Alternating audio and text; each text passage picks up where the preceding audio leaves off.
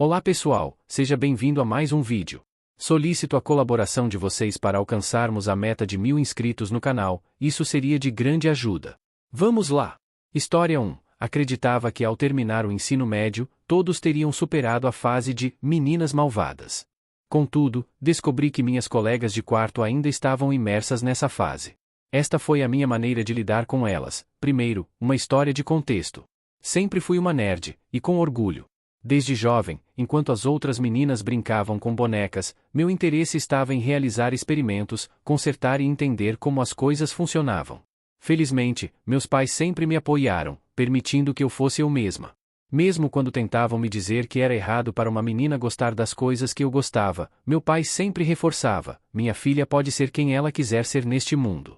Essa atitude deles nunca tentando moldar quem eu era, permitindo-me ser eu mesma, foi algo que valorizei muito. Na escola secundária, fui alvo de intimidação, mas mostrei que não era alguém com quem se brincava.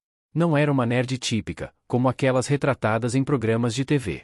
Eu era bonita e tinha um corpo quase perfeito, o tipo que até as garotas populares desejavam. Mesmo não sendo habilidosa em investir em meu visual, brilhava independentemente disso. Sempre soube que queria ser engenheira e, após a faculdade, voltei para casa, consegui um emprego, mas não estava satisfeita. Queria aumentar meu poder de ganho e expandir meus horizontes. Meus pais eram pessoas da zona de conforto, mas eu decidi aplicar para diferentes empregos em grandes cidades. Logo, obtive um emprego com um salário decente. Ao mudar para a cidade, fui surpreendida pelos gastos incríveis, nada comparado à cidade onde meus pais moravam. Podia pagar por um apartamento, mas a maioria disponível era nas periferias ou muito pequeno. Queria algo no coração da cidade, próximo ao trabalho e confortável. Uma colega de trabalho estava procurando um apartamento na cidade, e pedi para acompanhá-la. A busca por casas tornou-se um dos meus hobbies. Eu já morava em um apartamento pequeno na periferia e ansiava por algo maior. Ficamos maravilhadas com um apartamento que tinha 3 quartos grandes, banheiros privativos, uma espaçosa cozinha e uma vista incrível. Estava recentemente reformado, e tudo parecia perfeito. Entrei em um dos quartos, e ao olhar pela janela, percebi que estava prestes a iniciar um novo capítulo em minha vida. Eu tinha a certeza de que desejava residir naquele apartamento. Este lugar é deslumbrante, mas meu namorado e eu jamais poderíamos bancar isso, sussurrou minha colega. Eu preciso morar aqui, é uma necessidade, sussurrei de volta. Voltei para minha casa pequena naquele dia com um apartamento fresco em minha mente. Visualizei todas as coisas que faria lá, no banho, acordando com aquela vista, dançando pela casa. O problema era evidente. A menos que conseguisse um emprego que me pagasse 3 vezes o meu salário mensal, não teria como me dar ao luxo de morar lá sozinha. Mesmo que conseguisse pagar o aluguel, não conseguiria manter uma casa tão grande por conta própria. Comecei a considerar procurar um companheiro de quarto rapidamente, antes que a casa fosse alugada para outra pessoa. Na manhã seguinte, disse à minha colega que adoraria morar naquela casa, e ela prometeu enviar os detalhes necessários. Você vai se mudar com seus atuais companheiros de quarto? Ela perguntou. Não tenho nenhum companheiro de quarto no momento, respondi. Ela me olhou confusa. Não entendo. Preciso levar isso para recursos humanos e renegociar meu salário. Você ganha tanto assim? Ri. Não estou pensando em encontrar um companheiro de quarto. Sabe, alguém da minha idade. Você pode precisar de 2, ela sugeriu. Para um apartamento tão grande, você precisa de 2 outros companheiros de quarto além de ser um apartamento de 3 quartos. Ok, você não me parece alguém que gostaria de ter um companheiro de quarto, ela observou, olhando-me atentamente. Ah, não, mas eu realmente amo a casa. Você pode querer pensar muito bem sobre a coisa do companheiro de quarto, respondi. Meu namorado e eu moramos juntos e mesmo assim é muito trabalho para mim. Sempre fui seletiva sobre os tipos de pessoas que escolho. Estou oficialmente procurando um companheiro de quarto. Espalhe a notícia. Espere até que você obtenha o apartamento, ela disse, revirando os olhos. E meu namorado e eu ainda estamos procurando um apartamento.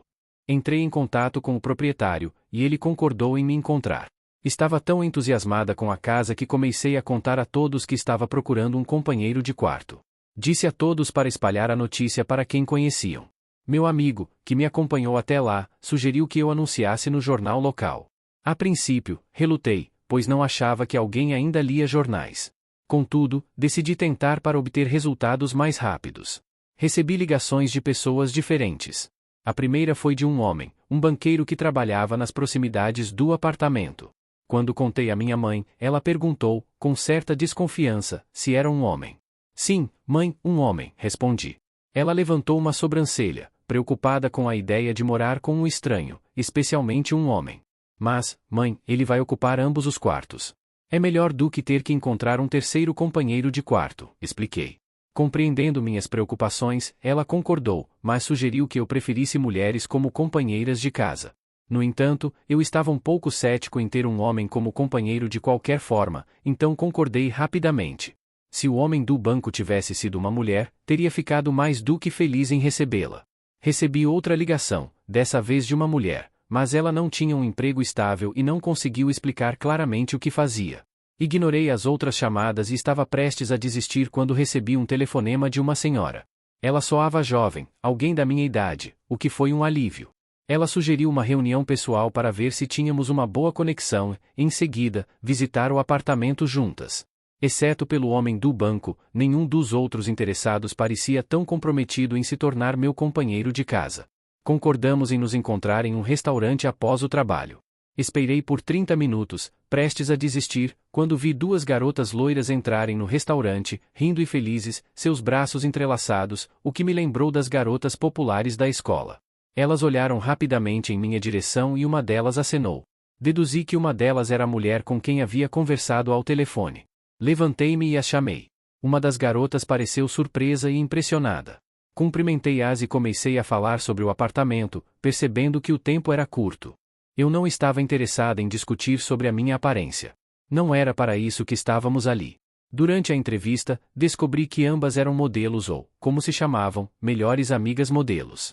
Elas pareciam se referir a si mesmas como um tipo de categoria ou ramo dentro do mundo da moda. Ambas estavam representadas por uma agência de modelos que eu conhecia. Pensei que, por estarem ligadas a essa agência, deviam ser populares e bem remuneradas. As amigas queriam morar juntas e ocupar os outros 2 quartos, o que estava tudo bem para mim. 2 semanas depois, nos mudamos juntas. Como eu tinha pouco em comum com elas, não éramos amigas, apenas cordiais. Uma delas me abordou enquanto eu caminhava para o meu quarto depois do trabalho. Você nunca sai para conversar conosco, ela disse. Respondi que era realmente tímida e não achava que tínhamos muito em comum. Talvez você seja um pouco introvertida, mas acho que vamos encontrar algo em comum, ela sugeriu. Desenvolvemos uma amizade de certa forma, mas percebi que a outra melhor amiga não gostava disso. Ela revirava os olhos aleatoriamente para mim quando eu falava no grupo, o que era irritante, mas eu deixava passar. Não estava disposta a criar conflitos na casa. Essas garotas eram como as populares do ensino médio. Zombavam das outras garotas com quem trabalhavam por não terem o peso ideal, seios perfeitos, roupas de grife suficientes ou por serem consideradas feias. A ironia era que uma delas era bastante comum, se não se esforçasse muito com sua aparência, poderia ser considerada feia. Era ela quem frequentemente chamava outras de feias e me olhava com desdém. Além disso, interrompia de forma rude quando estávamos conversando como colegas de quarto, mas eu raramente entrava em seu quarto. Até que, numa noite, a pessoa com quem eu me dava melhor estava muito triste por algo. Conversamos até tarde da noite, mesmo depois da outra já ter adormecido. Falamos sobre nossas economias e ela confessou que não tinha nenhuma. Como assim você não tem economias? Minha mãe teria um treco se eu dissesse que não estou economizando nada, comentei. Ela se levantou e abriu o armário do lado esquerdo.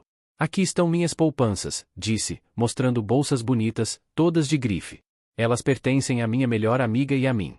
Compramos juntas e as guardamos aqui. No entanto, essas bolsas são realmente investimentos e uma maneira inteligente de economizar dinheiro. Não entendo por que minhas colegas de quarto, especialmente aquela que era muito amigável comigo, de repente começou a me tratar mal. Suspeito que a outra, a menos atraente, tenha se sentido ameaçada pela minha amizade com a outra.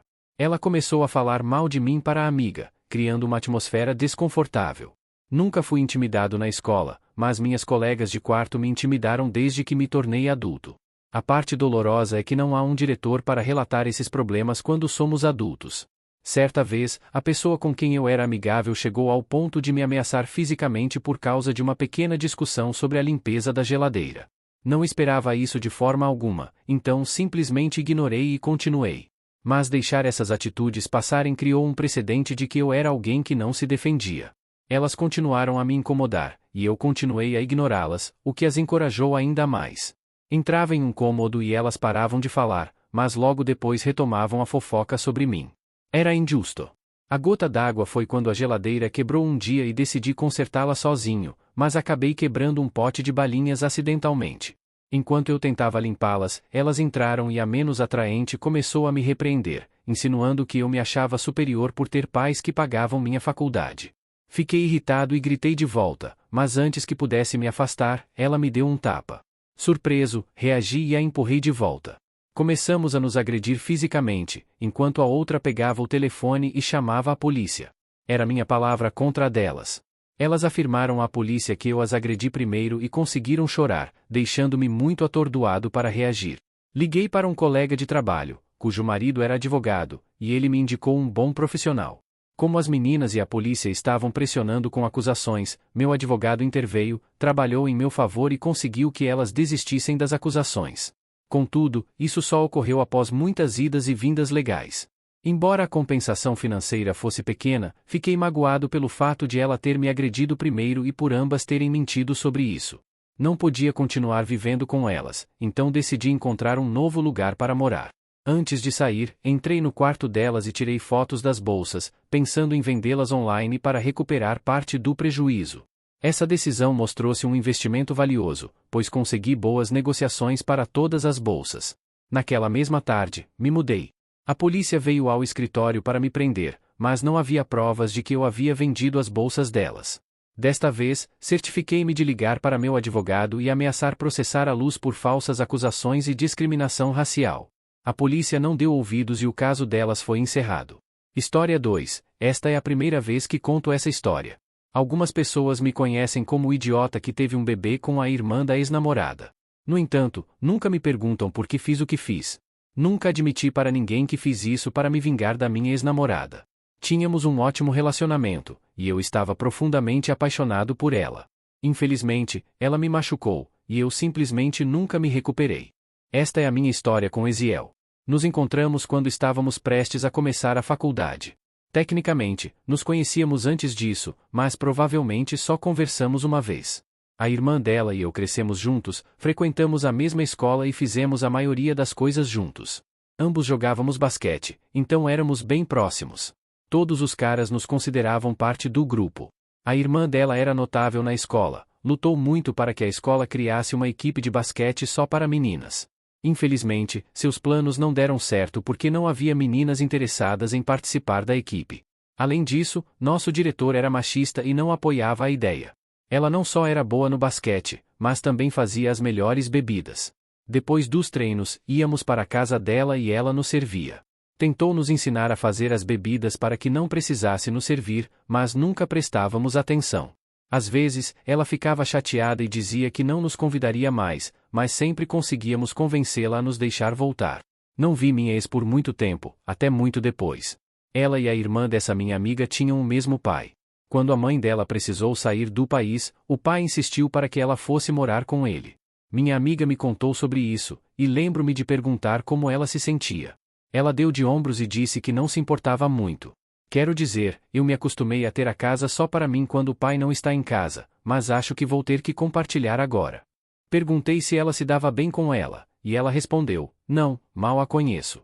A primeira vez que meus amigos a conheceram, eles me mandaram mensagem dizendo que ela era bonita. Todos os rapazes logo quiseram flertar com ela, o que a irritou. Ela era certamente bonita, mas por algum motivo, eu nunca notei. Nada disso aconteceu até depois de todos nós terminarmos o ensino médio. Nos falamos um pouco no primeiro dia, e lembro-me de achá-la bastante bonita. Gostei do jeito como seus olhos brilhavam e de suas longas pestanas naturais. Tivemos conversas sobre diferentes assuntos, não tínhamos muito em comum, mas apreciei sua gentileza, algo que a diferenciava das outras garotas que eu conhecia. Em 2 semanas, já estava muito interessado nela, e ela também em mim. Não podíamos namorar, pois achávamos que não faria sentido, já que logo iríamos para a faculdade. Continuamos nos encontrando, tentando manter as coisas casuais, mas acabamos admitindo que queríamos ficar juntos por mais tempo, não apenas manter algo passageiro até irmos para a faculdade. Quando decidimos tornar as coisas sérias, decidi contar à irmã dela sobre nós. Não esperava uma reação séria dela, já que era bastante brincalhona. Imaginei que ela me daria um tapa no braço ou faria alguma piada, mas sua reação foi totalmente inesperada. Assim que contei, ela saiu correndo para dentro de casa e trancou a porta do quarto. Fiquei intrigado com sua reação, mas decidi não abordar minha namorada sobre isso. Em vez disso, contei a um amigo, que revelou um segredo que guardava há muito tempo: a irmã dela tinha uma queda por mim. Fiquei chocado, pois jamais teria imaginado. Ela nunca agiu de forma diferente comigo, tratava-me como qualquer outro rapaz e até me provocava de vez em quando. Meu amigo me aconselhou a não deixar que ela soubesse que eu sabia sobre seus sentimentos. Então, decidi não contar a ela. Só percebi o quão insegura ela era quando minha namorada e eu ficamos sérios. Era estranho, pois ela era muito mais bonita que a irmã e certamente recebia mais atenção dos rapazes. Eu sei que ela gosta de você, minha namorada insistia. Eu não acho, eu mentia, e ela revirava os olhos. Eu sou uma garota, então eu sei quando uma garota gosta de um cara. Apesar de saber que ela gostava de mim antes, continuei me convencendo de que ela já tinha superado isso. Minha namorada disse ao meu amigo que era coisa do passado. Provavelmente era apenas uma paixonite boba de infância, e ela estava apenas abalada por eu estar com a irmã dela por causa de uma rivalidade infantil entre irmãs. Eu não tinha experiência com irmãos, já que era filho único, mas conheci irmãos que claramente não se davam bem. Depois de ingressarmos na faculdade, minha namorada e eu conseguimos manter um relacionamento sólido à distância. Lidar com um relacionamento à distância foi desafiador para ambos, mas conseguimos superar isso. Depois da faculdade, mudei-me para a cidade e ela se mudou comigo alguns meses depois. Estávamos felizes por finalmente estarmos juntos. Logo percebi algo que nunca havia notado antes de morarmos juntos. Quero dizer, eu havia percebido, mas não tinha realmente entendido a gravidade. Ela mal suportava quando eu saía para tomar uma bebida com meu chefe e outros colegas de trabalho, especialmente se meu chefe fosse uma mulher. Mesmo quando meu chefe compareceu à minha festa de aniversário em casa, ela ficou emburrada durante toda a festa e se recusou a falar comigo por dias depois. Isso logo se tornou uma constante em nossa relação. Se uma colega de trabalho ou cliente me visse enquanto estávamos jantando, sua reação seria ignorar-me durante todo o jantar e por mais alguns dias, às vezes até uma semana. Para ser justo, ela sempre foi assim, mesmo na faculdade. Se ela sentisse que eu havia feito algo errado, parava de me ligar por dias. Sua estranha maneira de lidar com os problemas era um problema para nós, mas eu atribuía isso ao fato de nosso relacionamento ter sido principalmente à distância. Minha ex era uma mulher muito bonita. Ela já era bonita no ensino médio, mas à medida que crescia, tornava-se ainda mais bonita. Eu nunca conseguia entender por que ela era tão insegura em relação ao nosso relacionamento. Parecia que seu maior medo era me perder, embora nunca tivesse dado motivos para acreditar que eu a estivesse traindo, e ela nunca me pegou traindo também. Um dia, estava em uma ligação com a irmã dela quando ela entrou no quarto. Senti-me estranhamente culpado por estar falando com a irmã dela, já que éramos amigos, e conhecia a irmã dela antes mesmo de conhecê-la. Por culpa, tentei passar o telefone para ela para que falasse com sua irmã, mas ela ficou muito irritada e parou de falar comigo. Eu não quero que você fale com ela, disse depois que desliguei a ligação. Isso é muito egoísta e injusto. Ela é uma das minhas melhores amigas. Eu não parei de ser amigo da sua irmã por algumas razões que nunca consegui entender. Tudo sobre sua irmã parecia desencadear nela. Ela sempre evitava falar sobre sua irmã, recusando-se a ouvir notícias, boas ou ruins. Eu estava trabalhando em uma empresa relativamente nova e havia progredido rapidamente. Minha chefe levava seu pessoal muito a sério e me promovia com frequência. Um dia, ela anunciou que a empresa estava abrindo uma nova filial em outro estado e queria que eu dirigisse a nova operação. Isso foi significativo para mim, pois minha chefe poderia ter escolhido alguém acima de mim para a posição. Era uma promoção que significava mais dinheiro para mim e minha namorada. Já estávamos planejando nos casar, então percebi que não havia sentido em esperar mais. Ela acabará de conseguir um emprego, seu primeiro emprego real após a faculdade, e estávamos empolgados com isso. Queria que ela ficasse tão feliz quanto eu com as novidades ou com minha promoção, mas ela fingiu estar. Saímos para jantar naquela noite e, quando nos preparamos para dormir, ela me perguntou o que minha transferência significaria para nós.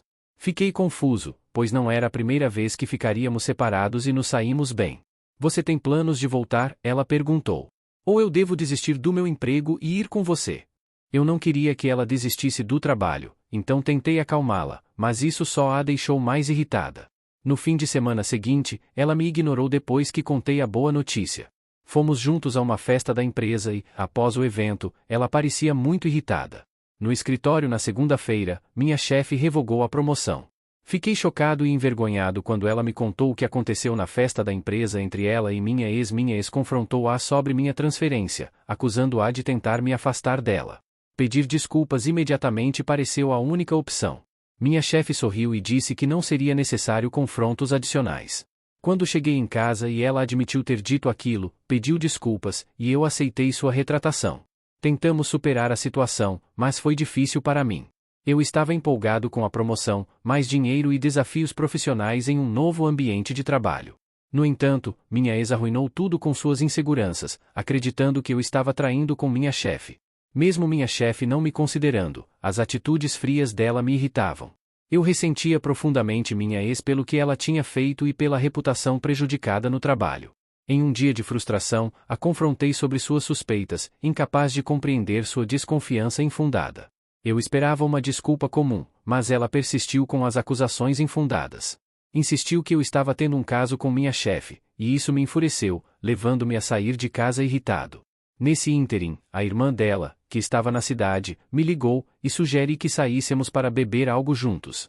Durante nossa noite, ficou claro que ela ainda estava interessada em mim. Relatei a ela toda a situação com a irmã, incluindo as advertências que minha ex lhe havia dado sobre mim na escola. Nossos encontros noturnos se intensificaram, culminando em relações sexuais. 2 meses depois, ela revelou que estava grávida. Ao contar para minha ex, não senti culpa pela situação. Queria vingança, e dormir com a irmã dela não era suficiente, especialmente porque minha ex ainda não sabia. Contei para ela sobre a gravidez da irmã, enfrentando lágrimas e drama, mas já havia encerrado emocionalmente essa relação há muito tempo e não queria mais nada com ela. Mesmo após a confissão, ela ainda insistia em permanecer, mas eu já havia decidido seguir em frente. Espero que tenham gostado destas histórias. Lembre-se que temos uma meta de 1000 inscritos para alcançar e contamos com sua ajuda. Obrigado e até mais.